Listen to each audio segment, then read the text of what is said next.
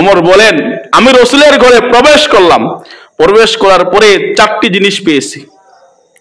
একটি চাটই, আরেকটি খেজুরের ছলার বালিশ, আরেকটি চামড়ার জায়নামাজ যেটাতে রাসূল সাল্লাল্লাহু আলাইহি সাল্লাম নামাজ আদায় করে, আর ঘরের কোণে কিছু ছাতু পাইলাম, ছাতু যেগুলা মানুষ পানি দিয়ে গুলে খায়।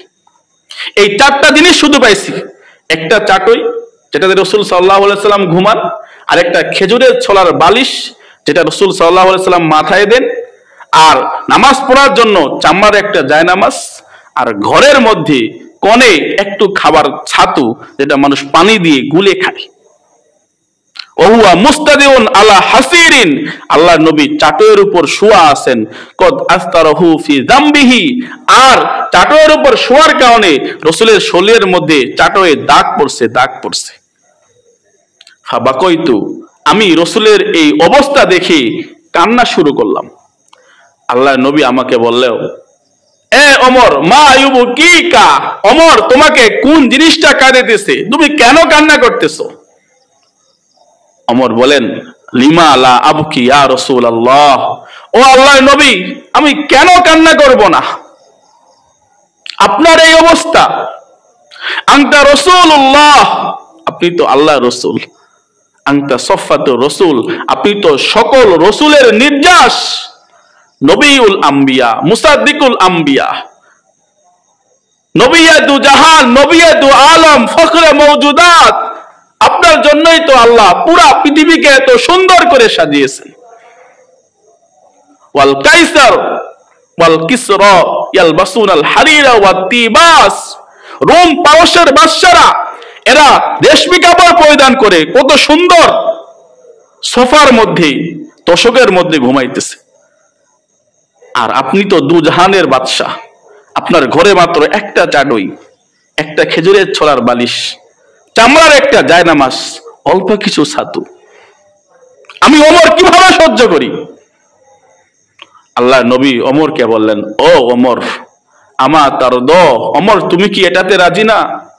আন তাকুনা লাহুমুদ দুনিয়া, ওমর ওরা দুনিয়াতে ভোগ বিলাস করতেছে, ওদের জন্য দুনিয়া, ওয়ালানাল আখিরা, আর আমরা আখিরাতে সুখ শান্তি ভোগ করব, আমাদের জন্য হলো আখিরাত।